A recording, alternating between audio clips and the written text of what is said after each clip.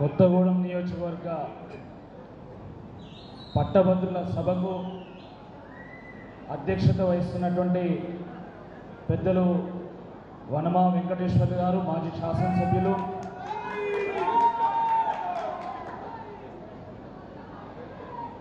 ఈ సభకు ముఖ్య అతిథిగా వచ్చేసినటువంటి మన యువతకు ఒక ప్రతినిధి, youth icon, young and dynamic leader, మన తెలంగాణ ఐటీకే కాకుండా మన తెలంగాణకే ప్రపంచవ్యాప్తంగా గుర్తింపు తీసుకొచ్చినటువంటి కేటీ రామారావు గారు,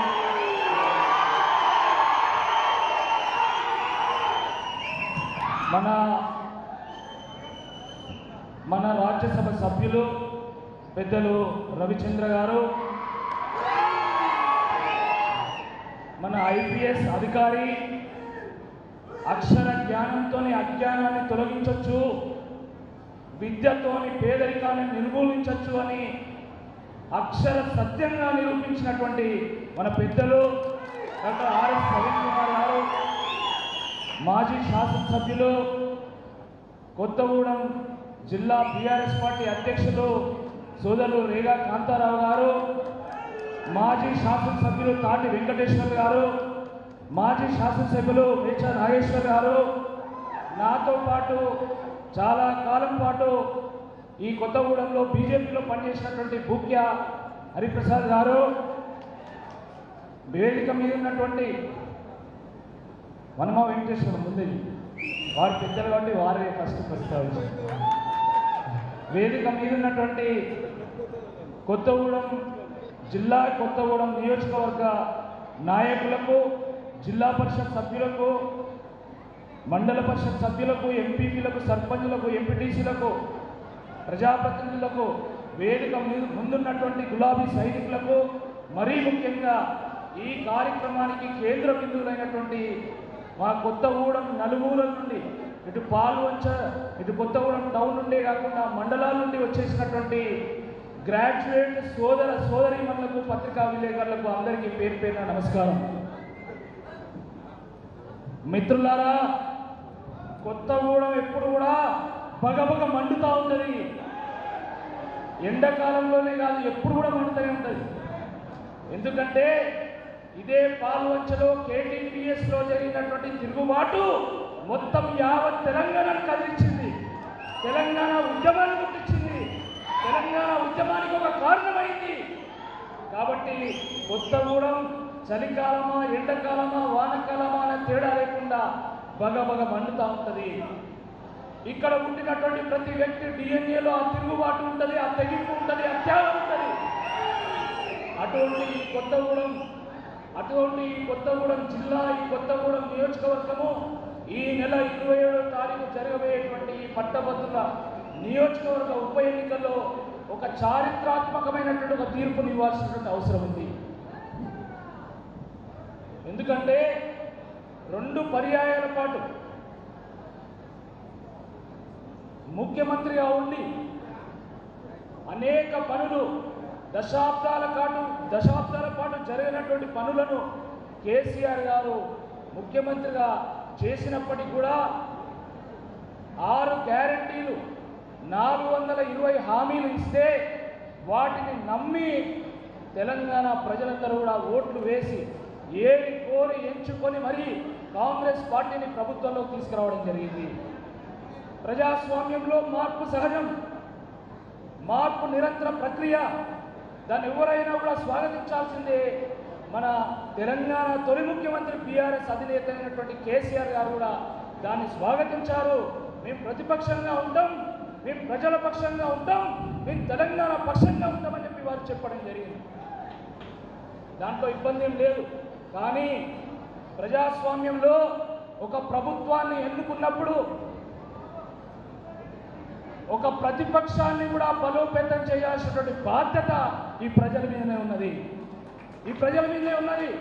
ప్రభుత్వం ఎంత బలంగా ఉంటుందో ప్రతిపక్షం కూడా అంతే బలంగా ఉన్నప్పుడు మాత్రమే ప్రజాస్వామ్యం పరిణమిస్తుంది, ప్రజలకు న్యాయం చేస్తుందని చెప్పి ఈ సందర్భంగా గుర్తు చేస్తా ఉన్నాను. ఒక సందర్భం ఆసన్నమైంది. కాంగ్రెస్ ప్రభుత్వము ఈ యువతకు నిరుద్యోగ భృతి ఇస్తామన్నారు, 4,000 రూపాయలు ఇచ్చారా? జాబ్ క్యాలెండర్ను ప్రకటిస్తామన్నారు, ప్రకటించారా?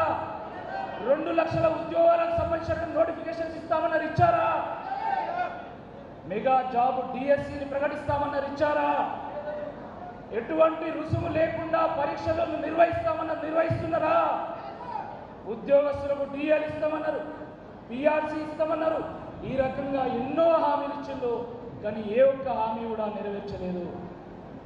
కాబట్టి ఇప్పుడు మరి ప్రతిపక్షాన్ని బలోపేతం చేయాల్సినటువంటి అవసరం ఉంది. కేసీఆర్ గారి చేతులకు బలం అందించాల్సినటువంటి అవసరం ఉంది. కేసీఆర్ గారికి మీ బలాన్ని అందించాల్సినటువంటి అవసరం ఉంది. బీఆర్ఎస్ పార్టీకి బలాన్ని అందించాల్సినటువంటి అవసరం ఉంది. దానికి ఒక చక్కటి వేదిక ఈ ఎమ్మెల్సీ ఎన్నిక అని చెప్పి ఈ సందర్భంగా మీ అందరికీ కూడా గుర్తు చేస్తా ఉన్నాను. మిత్రులారా, ఒకవేళ ఈ ఉప ఎన్నికలో కాంగ్రెస్ పార్టీ ఎమ్మెల్సీ అభ్యర్థి ఓడిపోయినా కూడా ఆ ప్రభుత్వానికి వచ్చేటువంటి ముప్పేం లేదు, ఆ ప్రభుత్వం ఏమి కూలిపోదు. కానీ బీఆర్ఎస్ ఎమ్మెల్సీ అభ్యర్థిగా నన్ను గెలిపిస్తే తప్పకుండా ఈ విద్యావంతుల పక్షాన, గ్రాడ్యుయేట్ల పక్షాన, నిరుద్యోగుల పక్షాన, తెలంగాణ ప్రజల పక్షాన, తెలంగాణ సంపన్న వర్గాల పక్షాన, బీఆర్ఎస్ పక్షాన తప్పకుండా గలమెత్తి గొంతెత్తి గర్జించి ఈ ప్రభుత్వం రక్షితమని చెప్పి సందర్భంగా గుర్తు చేస్తాను. కాబట్టి ఎవరు ప్రశ్నిస్తారో ఒక్కసారి ఆలోచించాల్సిందిగా కోరుతున్నాను. ఈరోజు కాంగ్రెస్ పార్టీ ఎమ్మెల్సీ అభ్యర్థి గెలిస్తే ఆయన ప్రశ్నించగలుగుతాడా? ఆయన మీ నిరుద్యోగ వృత్తి గురించి అడగలుగుతాడా? జాబ్ క్యాలెండర్ గురించి అడగలుగుతాడా? డిఏ గురించి అడగలుగుతాడా? పిఆర్సీ గురించి అడగలుగుతాడా? ఒక్కసారి ఆలోచించాల్సిందిగా ఈ సందర్భంగా నేను కోరుతున్నాను. ఆయన అడగలేడు, అడిగి ఒక్కరోజు కూడా కాంగ్రెస్ పార్టీలో ఉండలేడు. కానీ బీఆర్ఎస్ అభ్యర్థిగా నన్ను గెలిపిస్తే తప్పకుండా ప్రజల కోసం ఎంతవరకైనా కొట్లాడడానికి మేము సిద్ధంగా ఉంటాం, మా పార్టీ కూడా సిద్ధంగా ఉంటుందని మీ సందర్భంగా గుర్తు చేస్తున్నాను. మిత్రులారా, నేను ఒక రైతు బిడ్డను, ఒక వ్యవసాయ నేపథ్యం ఉన్నటువంటి కుటుంబం నుంచి వచ్చినటువంటి వాడిని, కష్టం అంటే ఏందో తెలిసినటువంటి వాడిని, మీలో ఒక్కరిని. మీలాగా కష్టపడి నేను బిట్స్ పిలానీలో చదువుకొని విద్యార్థి నాయకుడుగా ఎదిగి అక్కడి నుండి అమెరికాకు వెళ్ళి 7 ఏళ్ల పాటు ఉద్యోగం చేసిన తర్వాత నా పుట్టిన గడ్డ రుణం తీర్చుకోవాలి, మా ప్రాంతానికి సేవలు అందించాలనేటువంటి ఉద్దేశంతో నేను ఉద్యోగానికి రాజీనామా చేసి 2013లో వరంగల్కి వచ్చి నేను భారతీయ జనతా పార్టీలో చేరి అనేక సంవత్సరాల పాటు నేను భారతీయ జనతా పార్టీలో పనిచేసిన. ఆనాడు భారతీయ జనతా పార్టీలో అయినా, నేడు బీఆర్ఎస్లో అయినా కూడా ఎప్పుడు కూడా ప్రజా సమస్యల మీద స్పందిస్తూ వచ్చిన, ప్రజలతో మమేకమైన, ప్రజా సమస్యల మీద పోరాటం చేసిన, ప్రభుత్వం యొక్క దృష్టిని ఆకర్షించేటువంటి ప్రయత్నం చేసిన, అవసరం ఉన్నప్పుడు, ఆసరా అవసరం ఉన్నప్పుడు ప్రజలకు అండగా నిలిచిన, ఆ పోరాటంలో ఉన్నటువంటి నిజాయితీని గమనించి మరి ఇంత పెద్ద నియోజకవర్గం 34 శాసనసభ నియోజకవర్గాల పరిధిలో ఉన్నటువంటి 3 రాష్ట్రాల సరిహద్దులను పంచుకుంటున్నటువంటి ఈ పట్టభద్రుల నియోజకవర్గంలో నువ్వు వెళ్ళు, గ్రాడ్యుయేట్ల యొక్క ప్రతినిధిగా ఎన్నికల్లో పోటీ చేయమని ఆశీర్వదించి నన్ను పంపినటువంటి కేసీఆర్ గారికి, కేటీఆర్ గారికి, ఈ బీఆర్ఎస్ నాయకులందరూ కూడా నేను పేరు పేరున ధన్యవాదాలు తెలియజేస్తా ఉన్నాను.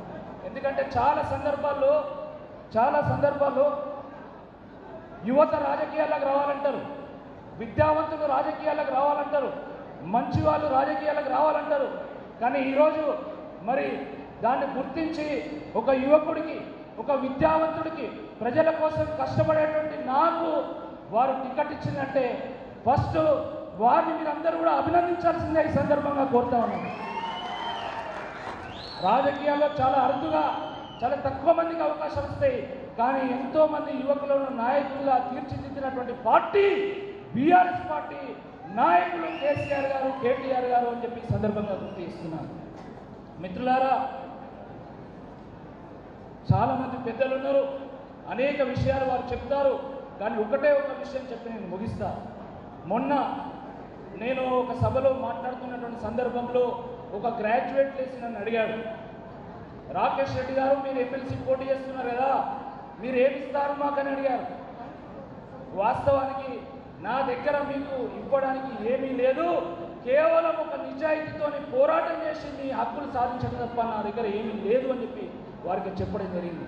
అక్రమంగా మిగతా వాళ్ళలాగా నేను ఒక్క రూపాయి కూడా నేను సంపాదించలేదు, ఒక్క రూపాయి ఎక్కడ వసూలు చేయలేదు, ఎక్కడ కూడా నేను లంచాలు తీసుకోలేదు. నేను నిజాయితీగా పనిచేసిన. కానీ ఒక్క విషయం మాత్రం నేను చెప్పదలుచుకున్నా, రేపు మీరందరూ కూడా ఆశీర్వదించి ఓట్లు వేసి నన్ను ఎమ్మెల్సీగా గెలిపిస్తే ఒక్క రూపాయి కూడా జీతం తీసుకోకుండా నాకు వచ్చినటువంటి మొత్తం గౌరవ వేతనాన్ని ప్రతి సింగిల్ రూపీని కూడా విద్యార్థుల కోసం, నిరుద్యోగ యువత కోసం విద్యార్థి నిరుద్యోగ సంక్షేమ నిధిని ఏర్పాటు చేసి ఆ పేద విద్యార్థుల కోసం, ఆ నిరుద్యోగ యువత కోసం, వాళ్ళు బుక్స్ కొనుక్కోవడం కోసం, వాళ్ళ కోచింగ్ సెంటర్లో ఫీజులు కట్టడం కోసం వినియోగిస్తా అని చెప్పి తెలియజేస్తూ, మరి కొత్తగూడెం ప్రజలు ఆశీర్వదిస్తే రేపు ఎమ్మెల్సీగా గెలిస్తే తప్పకుండా ఈ కొత్తగూడెంలో ఉన్నటువంటి లైబ్రరీలను అభివృద్ధి పరచడానికి, అదేవిధంగా మా పెద్దలు వనమా వెంకటేశ్వర్లు గారికి వారికి తోడుండడానికి, ఈ మీ కొత్తగూడెం నియోజకవర్గాన్ని డెవలప్ చేయడానికి నా వంతుగా ఎంతో కొంత సహకారం తప్పకుండా నాకు వచ్చేటువంటి ఫండ్ కూడా ఇక్కడ కొంత ఖర్చు పెట్టి నా వంతుగా కొత్తగూడెం అభివృద్ధికి ఎంతో కొంత పాటుపడతా అని చెప్పి తెలియజేస్తూ, ఇంత పెద్ద ఎత్తున అందరూ చాలా వరకు 90% గ్రాడ్యుయేట్స్ ఉన్నారు. 90% గ్రాడ్యుయేట్స్ ఉన్నటువంటి ఈ సభలో నేను పాల్గొనడము, మీరు ఆశీర్వదించడానికి మీరు రావడం, మీ అందరూ కూడా పేరు పేరున ధన్యవాదాలు. మరి పెద్దలు హేమలందరూ కూడా ఈ యొక్క కార్యక్రమంలో పాల్గొని నా కొరకు, నా ప్రచారం కొరకు వచ్చినందుకు వారికి కూడా ధన్యవాదాలు తెలియజేస్తూ, జై తెలంగాణ, కేసీఆర్ గారి నాయకత్వం, కేటీఆర్ గారి నాయకత్వం, జై తెలంగాణ.